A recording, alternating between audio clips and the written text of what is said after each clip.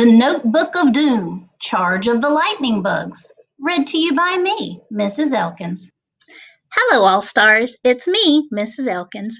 Thanks for coming back for our final week of our new story, The Notebook of Doom, Charge of the Lightning Bugs. So today we will finish this book, and I will give you the test number so you can test on this beauty. And still, please let me know how you like this story. I have more of these. I'm going to try to jump around and find several different genres in different books just to kind of see what you like and introduce you to some new things. So let's get started. Chapter 11, Written in the Stars. The big lights overhead kept flickering as Alexander's class headed into the hall. "Huh?" said Rip, stopping at the escalators. The escalators were running, but they were all going down. One by one, the students leaped onto the escalator and ran up as fast as they could against the falling steps. "It's like a treadmill," said Nicky between breaths. "This star show," said Rip, "had better be awesome." "No kiddin'," Alexander huffed. Finally, the panting students finished their climb. They were in a glass-walled room full of plants, the greenhouse.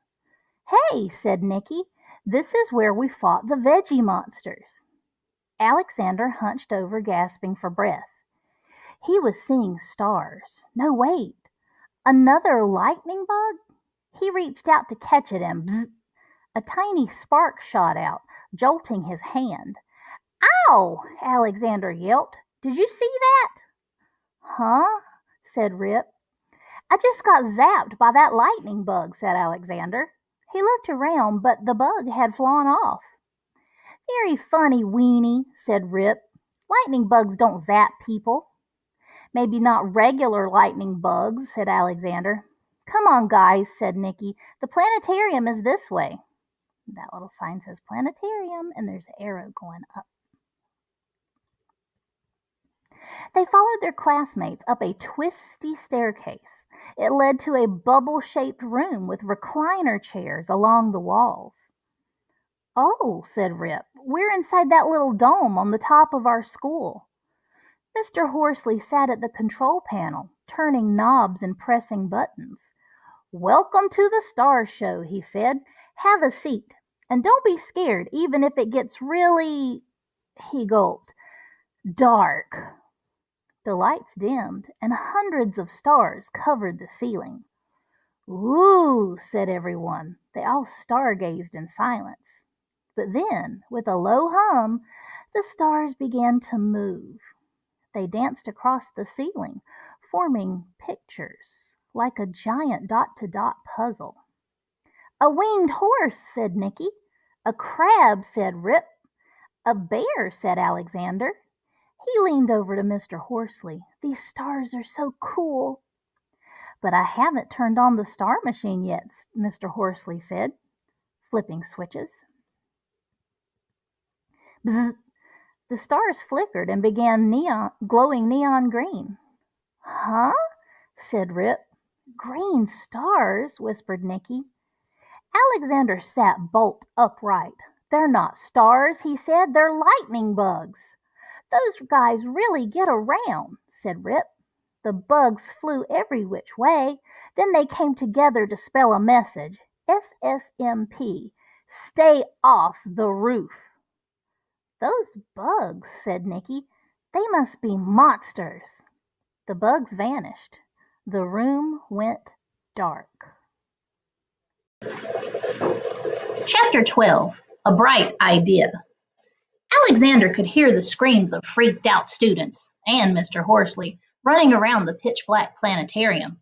"Nicky," Alexander shouted, "what can you see with your night vision?" "Everyone is scrambling to find the exit," she said. "We got to get the other students out of here," said Alexander, "but it's too dark." "You need light, Weenie," said Rip. "Stand back, it's my time to shine." Rip stamped his foot. His shoe made a flash of light. "Rip, you're a genius," said Alexander. "Keep doing that." Rip stomped in place, lighting up the room every couple of seconds. Everyone, Alexander yelled, walk towards Rip's shoe lights. He's near the exit. Then Mr. Horsley will lead you back to class. Mr. Horsley peeked out from his hiding spot. I will, he said. Oh, right, I will. Follow me. He led the other students out of the planetarium.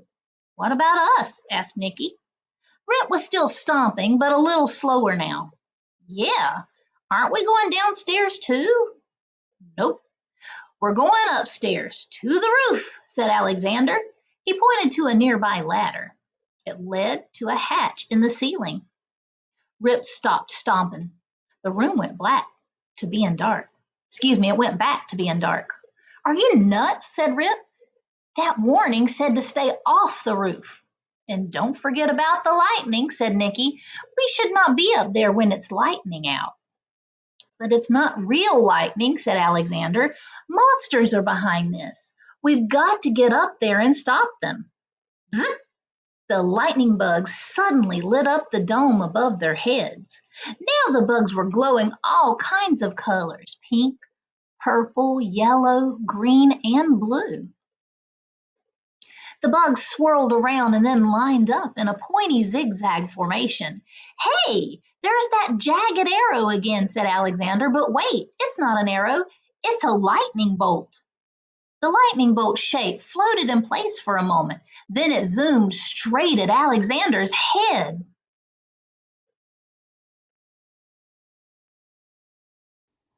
Chapter 13. Bzz, zap, ow! Yipes! Alexander dove behind a row of seats. The swarm of lightning bugs just missed him. The bugs smashed into the control panel. The planetarium lit up like a disco. The bugs spun around in a dizzy whirl. Then they darted towards Alexander, Rip, and Nicky. Watch out, guys, shouted Alexander. Their zaps hurt. Bzz! A pink bug zapped Rip's ear. Ow, you weren't kidding. Bzz! A blue bug zapped Nicky's hand. Ah! Bzz! A yellow one zapped Alexander on the nose. Cut it out! The three friends waved and danced and flailed their arms like string puppets. Quick, Alexander yelled, to the roof! They scrambled up the ladder, surrounded by a cloud of angry, zapping bugs. Clack! They popped out of the hatch. The air on the roof felt dry and crackly. Green forks of lightning ripped through the sky. Bzz! Ouch! Yelled Rip. He swatted a bug, knocking it to the ground. He smiled and lifted his foot above the bug. Squishy time, he said, stomping down hard. His shoe flashed, but the bug had zipped out of the way. It hovered near his shoe and started humming loudly. The rest of the bugs froze in mid-air. What's happening? Asked Alexander. All at once, all of the lightning bugs started buzzing around Rip. Get away, Rip shouted. He danced an angry jig, but the bugs stuck to his blinking shoes. Then the bugs flew up high and out of sight. Rip took a step. His shoes no longer blinked. Did you guys see that? He said. Those dumb bugs just sucked the power from my light-up shoes. Alexander's eyes widened. That must be why my clock and the pencil sharpeners and the stoplights all stopped working. I bet these zapper bugs have been sucking power out of everything, he said. And that's why the escalators and lights have been wonky too, Nicky added. Alexander looked around. Huge cables ran along the rooftop. They were connected to a giant metal box. This dial must be what Miss Vanderpants was talking about with the electrician, he said. The school's power is down to 0. Look, said Nicky. She pointed to a nearby antenna tower. All the humming zapper bugs zoomed up, up, up. A giant glowing green roundish thing hung from the top of the tower. Arcs of lightning shot out from the pod. Ooh, I see it right there. "So that's where the crazy green lightning's coming from," said Rip. The zapper bugs zipped around the pod, humming and flashing. One by one they landed on the pod and blorp, they were all absorbed into it. "What is that thing?" asked Rip. "It's a cocoon," said Nicky. Oh man, said Rip. "The moth inside must be gigantic." Whoom! The cocoon blasted open with an explosion of sparks. A 9-foot-tall bug monster burst out. "Who are you calling a moth?" it grunted. Chapter 14. Bug Out. The giant bug unfurled its wings. The monster had 6 legs and a fat, round tail that glowed neon green. "Finally," said the monster. It had a buzzy voice, as though it were speaking through a kazoo. "My zapper bugs have charged me enough to break free from my cocoon." Alexander looked at Rip and Nicky. All 3 of them took a few steps back. The monster narrowed its bug eyes. "Where do you think you're going? No one escapes the mighty thunderbug." The insect clapped its wings together, creating an ear-smashing crash of thunder. Kerboom! The blast knocked Alexander, Rip, and Nicky down like bowling pins. "Look at this marvelous electrical system," said the thunderbug. With 3 of its legs, the monster pointed to the giant wind fan, the solar panels, and the power level box. Alexander sat up. His head was ringing. Rip and Nicky looked dizzy too. "Your new school was the perfect place to nest," the thunderbug continued. "I've drunk up all its power, even the static electricity from the carpet." The monster clapped its hands, making little sparks in the air. Kazap! Nicky got to her feet. "But why do you need all this power?" she asked. Alexander and Rip stood beside her. The monster blinked its bug eyes. "To zap people, of course. You humans swat, smush, and zap bugs every day, but now I'm doing the zapping." The monster's tail cackled with electricity. The thunderbug blasted a bolt of green lightning at the SSMP. Zap! Chapter 15. Amped Up. Rip Bonkowski was quick, strong, and good at shoving people to the ground. So without thinking, he shoved Alexander and Nicky aside. The charge of the lightning exploded onto his chest. Rip shook in place as the green sparks traveled up and down his legs.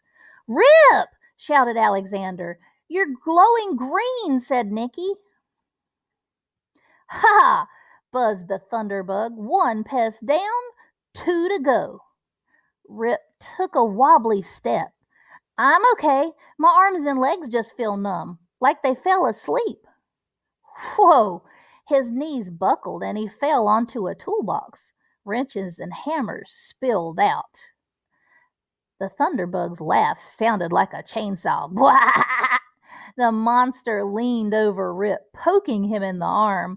"My zap has totally numbed you. Now lie still while I zap your little friends. Then I will swat all 3 of you with my thunderclap wings." The monster looked up. "Who's next?" Alexander and Nicky stood on either side of the thunderbug. Alexander saw Nicky reach down to pick up one of the spilled wrenches. It was huge, the size of a baseball bat. She smiled. "I'm next," said Alexander. "If you can catch me." He jumped over some cables and crouched behind the power level box. "Oh, please," said the thunderbug. "You can't outrun me. I'm lightning fast." The monster fired another lightning bolt at Alexander. He ducked. The bolt hit the power level box, showering the roof with sparks. Alexander watched the power level dial move up from 0% to 5%. Alexander gasped. That blast gave power back to the school. "Drat, I missed," said the thunderbug. "Next time I'll—" Whomp! Nicky had jumped out from behind an air duct. She swung the wrench at the Thunderbug's sparking tail.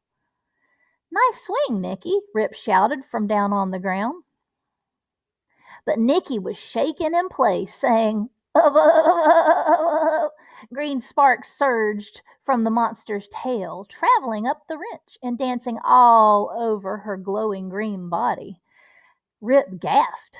Nicky fell over. Her wrench clattered to the ground near Alexander's feet. "Strike two," said the Thunderbug. "Silly humans, lightning flows through metal." The creature turned to face Alexander.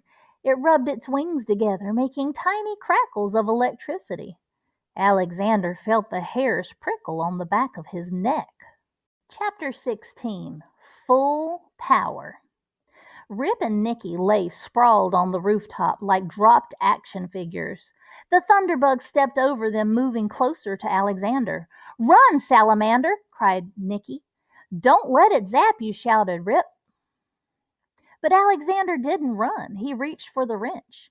The Thunderbug grinned. "Go ahead, grab it," said the monster. "You'd be giving me an easy target. I'll zap that wrench and blammo!" Zap the wrench, thought Alexander. "That's it. I know what I'll do." "Since you're the last pest standing," said the Thunderbug, opening its wings, "I'm going to give you a supercharge." "Ready?" The monster rubbed its antennae together. Alexander yanked Dr. Tallow's rubber gloves from his backpack. "Aim!" the Thunderbug yelled. Its tail sizzled. Alexander snapped the gloves on and picked up the wrench. "Fire!" The Thunderbug blasted a super bolt of lightning at the wrench. The bolt hit one end of the wrench just as Alexander jammed the other into the power level box. The power level dial cracked as it shot up to 20,000%. The wrench had become a lightning rod, drawing the electricity into the box. "I've been overpowered!" screamed the Thunderbug. The monster vibrated in place and then it burst into a million sparks. The sparks fizzled away like tiny fireworks. "Way to go, Salamander," said Rip, sitting up. "Hey, I can feel my legs again." Nicky flopped over onto her elbows. "Wow-wee! Look at that power level," she said. "Our school will have enough electricity for 500 years. "Yeah," said Rip. "I just wish my new shoes still lit up." Alexander peeled off his gloves and took out the notebook. Then he plopped down near his friends. "Great teamwork, guys," he said, holding his hands out for a double fist bump. Rip, Nicky, and Alexander knocked knuckles. Kazap! "Yow," said Alexander. "Another shocking victory for the SSMP." Rip and Nicky rolled their eyes. Alexander smiled and took out a pencil to add another monster to the notebook. Thunderbug, power-hungry giant insect that shoots electricity. Habitat, cocoon near a power source. Diet, electricity stolen from alarm clocks, escalators, batteries, etc. Zap, suit up in rubber when dealing with a Thunderbug. Zapperbugs steal power. Zapperbugs charge cocoon. Thunderbug life cycle. Thunderbug pops out. Thunderbug zaps people. Warning, the Thunderbug's green lightning will numb you for a few minutes. Keep a lightning rod handy to fight back. Troy Cummings has no tail, no wings, no fangs, no claws, and only one head. As a kid, he believed that monsters might really exist. Today, he is sure of it. In case you didn't know, this is the gentleman that wrote this book. Behavior. When this creature is not writing or drawing, he is watching old cartoons from the 1950s. Habitat. Troy Cummings likes to read on his sparkly couch. His diet. Fresh pineapples. Evidence. Few people believe that Troy Cummings is real. The only proof we have is that he supposedly wrote and illustrated The Eensy Weensy Spider Freaks Out and Giddy Up Daddy. Warning, keep your eyes peeled for more danger in the Notebook of Doom number 9, Rumble of the Coaster Ghost. Guys, if you liked this book, let me know, and I'll read you more. All right, All Stars, that was the end of our book, The Notebook of Doom, Charge of the Lightning Bugs. Remember that this book is a level 3.5, so if this is anywhere on your reading level, you can take a test. Are you ready for the quiz number? Get a sheet of paper, pause it if you need to. The quiz number for this book, instead of typing the title, is 176730. That is 176730. If this went on a little bit too long for one sitting, you can always rewind it and play it. And if there are any of these chapter books that I've read this year that you would like to go back to and read one chapter or hear one chapter at a time instead of in a class period, just email me, let me know, and I will send those to you personally. All right. Thanks for coming back. Good luck on that AR test. Have a fantastic week of learning, and I'll see you soon. Bye, guys.